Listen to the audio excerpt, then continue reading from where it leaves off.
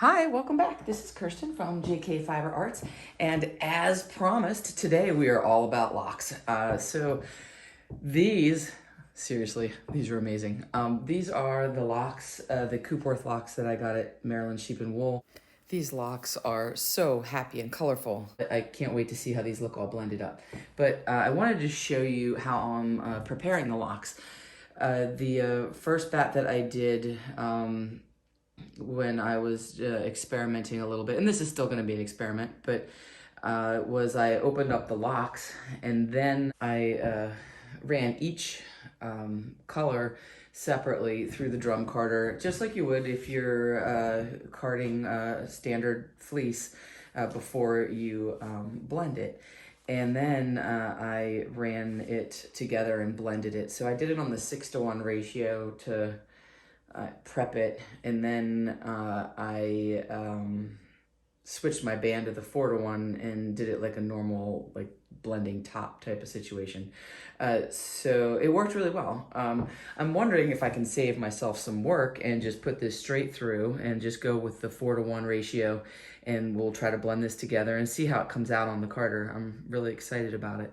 But I'm going to show you how I prepped these locks. I used my lock pop from Clemmis & Clemmis, which I also got at Maryland Sheep and Wool, and open up these locks, and you'll see just the dye on these is amazing. Look at how pretty they are. I love the subtle changes in color and the way it looks when you open the locks up. This is all Coopworth, and these are the locks from the wonderful Malik family farm who raised these Coopworth sheep. I am just in love with their dyeing and their locks, and I'm just having so much fun playing with them. I know Coopworth's microns, I think they're supposed to, I think they usually run like high 20s to mid 30s, something like that, like 30, 35 maybe, I don't know, but it's in that range. You know, it's not super soft, but I gotta tell you, this is soft. I mean, this is gonna be next to skin soft. I would stick my face on it on camera, I don't know, but I mean, it is very soft. So I think that this is going to be wonderful. And I'm really, really excited because the Malik family farm is local to me. It's nearby, and I am really looking forward to doing a lot with these Coopworth locks, especially because they're going to spin up and knit up beautifully. I think it's going to be amazing, and I'll have a supplier right near me. So let's get to it, and I will show you how I prep this. These are the locks I've already flicked open and got out any of the remaining vegetable matter, which was minimal. These are really well prepared locks. So all I'm going to do is just do a quick little demo for you. There's not a lot to the lock pop. I'm just going to show you a little bit here about the lock structure. So here's a lock here, and it is difficult when you scour the locks. You leave them in their lock form, so it's harder to get the VM out. You know, this vegetable matter is in here, and so there will be some vegetable matter, and that's why you flip the tip open and the other end, and then all this vegetable matter will fall out. One of the things about the lock is you want to test them when you get them. You see a little tug test here to see if they are sound, because you don't want them breaking. So these are beautiful. Sometimes the tip will come off, and that's okay. This is the sunny side out tip, right, where all the weathering happens and all the rough parts of the sun and the wind and the rain hits them, and sometimes these are weak and they snap off. Not a big deal. You put it in here, the lock pop, and you see that little very tippy tip came off. That's okay. That's why we do it, and that opens this up. And then the other side here, you just put it through like that, and that opens it all up, and look how beautiful that is. But all I'm going to do is just keep doing this, just putting my lock in each end, and opening that up. Oh, a little piece there too. And throw them in my bowl, and you can spin these locks now. You can collect them up in there, and you could either just spin them right from the lock and just grab one out of the bowl and keep spinning, or you can do what I'm going to do, which is I am going to blend these into a Batt.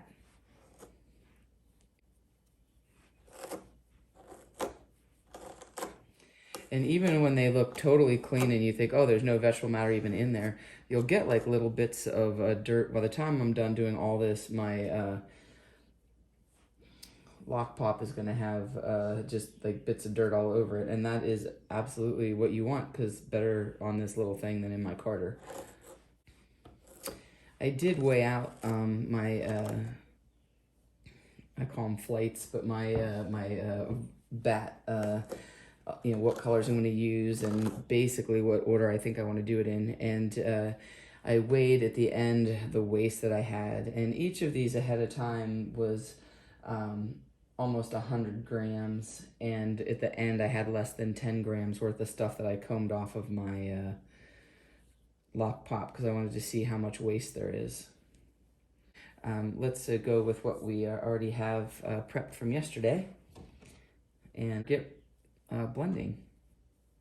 What I have is all of these gorgeous Coopworth locks, and I have some merino tussa silk blend from Camash Fibers, which I'm going to blend in with this, and a little bit of this yellow merino, which I think will go nice as a base, and some of this cellulose fiber. This is a mixture of rose and mint fiber, also from Camash Fiber Arts, and looks super silky soft.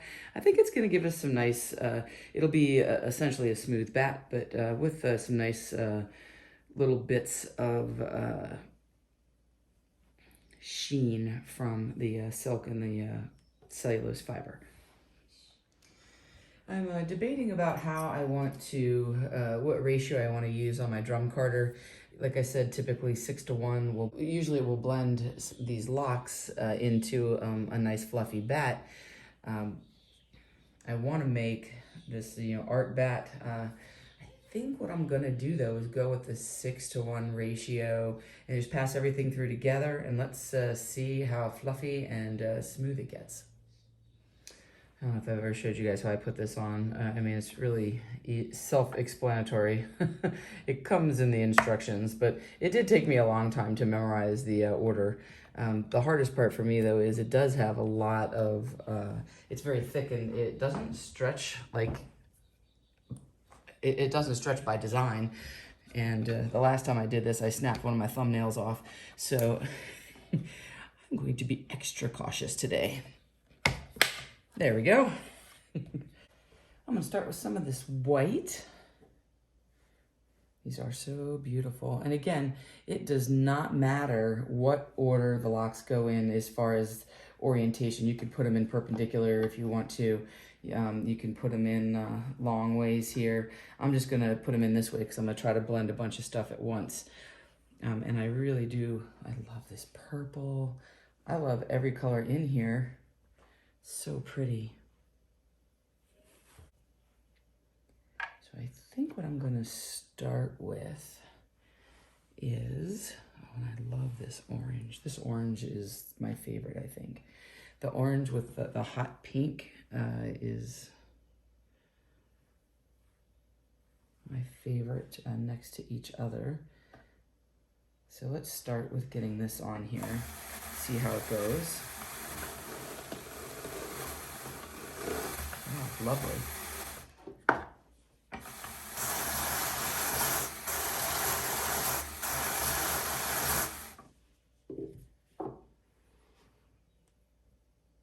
And I also am going to add in a little bit of this yellow merino. And the yellow, I'm just going to put in real thin here.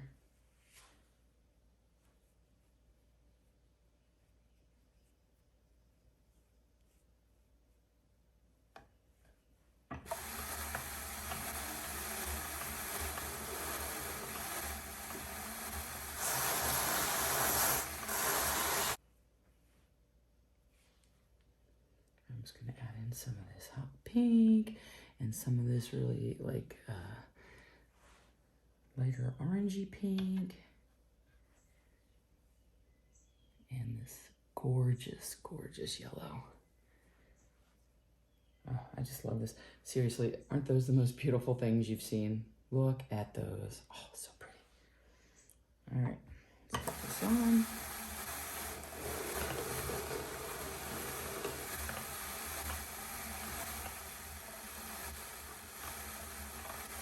And again, if I get anything stuck on here, I like to take it off as I go along because if you keep letting things pile up on your liquor end, then everything will just continue to get stuck to it the entire time. And who wants that? Just gonna add a bunch more of this orange. I'm in love with this orange. The orange pink is really floating my boat. Orange and pink and purple. This purple is also quite awesome. Really, I can't stop saying awesome and gorgeous. I don't know, it's just because it's true. This is so much fun to work with.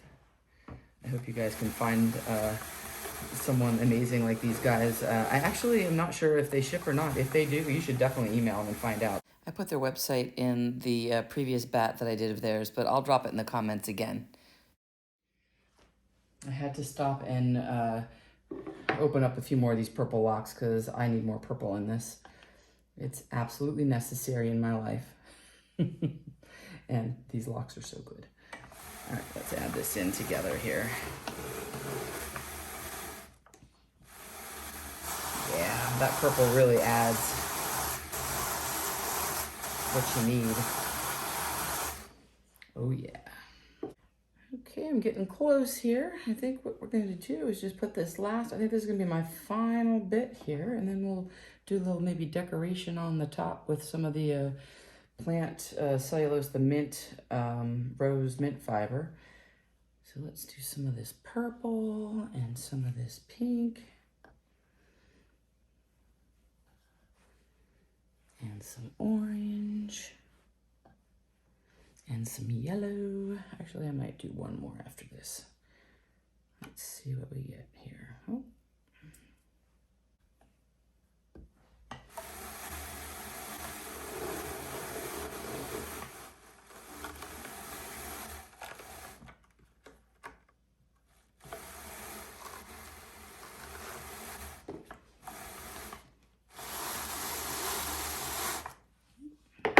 Don't want to lose any of this beautiful pink either. There we go.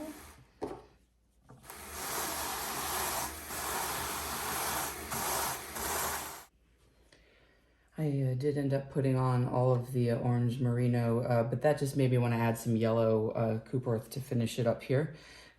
So I'm going to just put these additional ones that I just very quickly went over and flicked open, along with this orange, which is to die for, of course. And I think this is going to make a beautiful top layer here.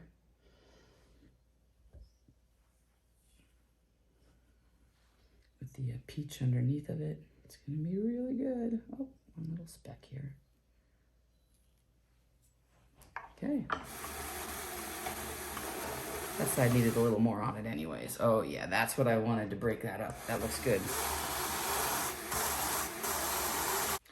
Now I'm going to use the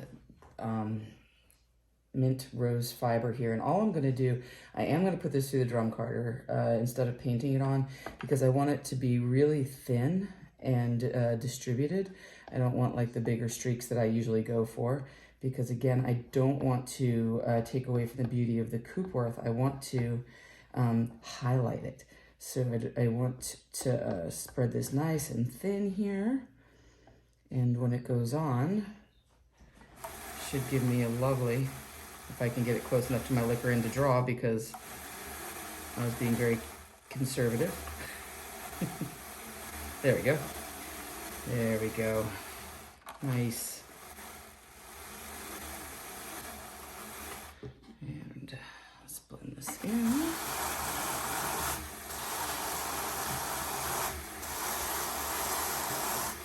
Oh, that's gonna be lovely.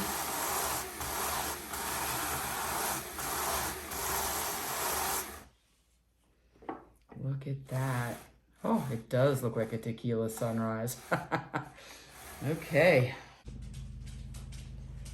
Okay, we are ready to take this off and see how my faster method works. If I don't like it, I'll go back to doing it the old way, which is just doing this on the 6-to-1 ratio to blend the locks first, like to turn them into a comb bat first, and then blend them together on the 4-to-1.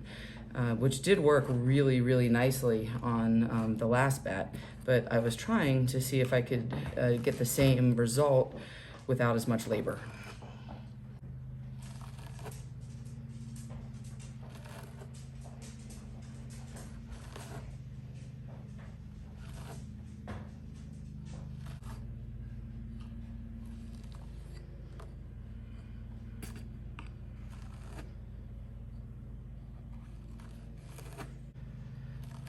I'm always looking for like the something special but I think these locks are special. Holy moly, this is nice. I gotta come around and show you what this looks like. The colors are so awesome. The dyeing on this is just something special. This looks really well blended, and I think that the way I did it is gonna work fine. I have this one little one that has still, you can see some of the crimp, but is that a bad thing? I don't think it is. So it will be awesome to spin.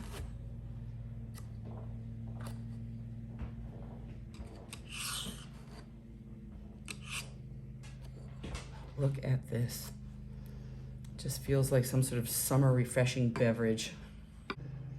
I just wanted you to see it from this angle. Look at how cool this is. And I have to tell you, it's lovely and soft.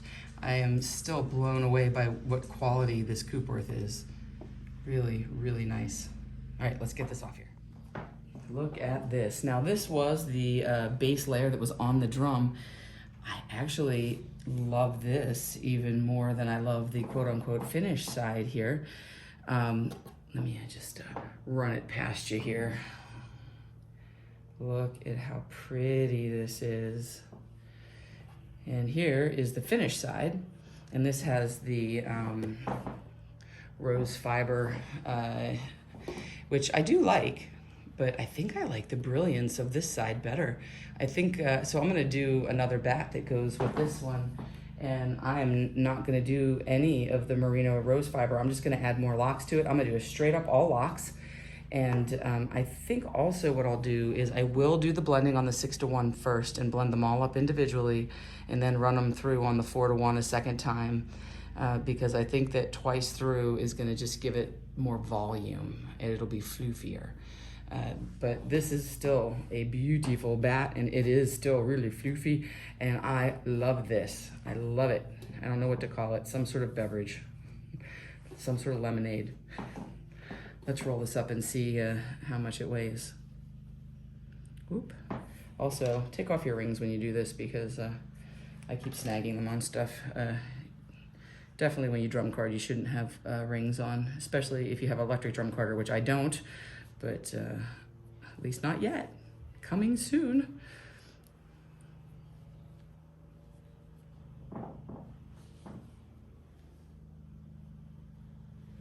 Oh, look at that. So pretty. And here's the end. Here's the other end. I love it. Okay, so we'll compare these. So we have the smoothness of this bat and the fluffiness. We've seen it all. So what I'm gonna do is just go ahead and make up the next bat. I won't bore you with that on video. And then we'll compare them. All right, this is the most recent one. This was the one that I did that was going to look like this one. But the problem was I didn't have quite enough yellow and orange left. And on this one, I did use the yellow merino, so I had like a little bit more yellow. But the end result is, here's what it looked like on the other side, and here's what this one looks like. And I added the blue in to make up for the fact that I didn't have enough yellow or orange. So this one I did a little more purple and blue. They both look wonderful. They're both floofy.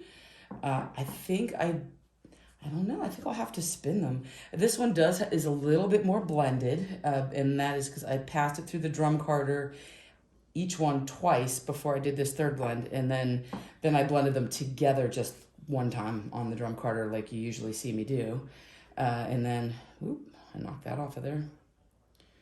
Keep that there, and then this is the finished side. This is the drum carded side. This is the finished side on this one. And so this is finished to finished. Despite all the orange on that one, I had way more orange and pink and yellow. This one I had more blue and purple, but actually these would probably spin really well together.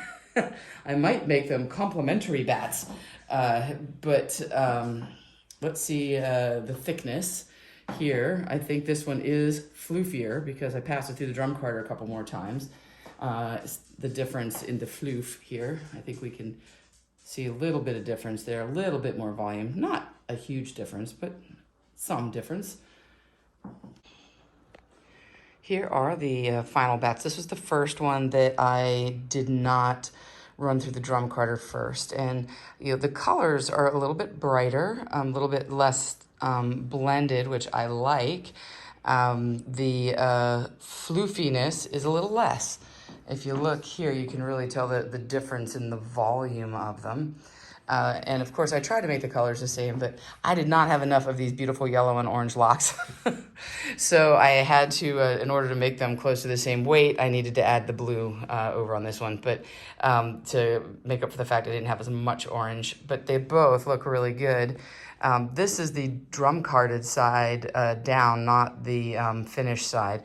And this is the finished side up on this one. I liked the drum carded side down better because it was brighter.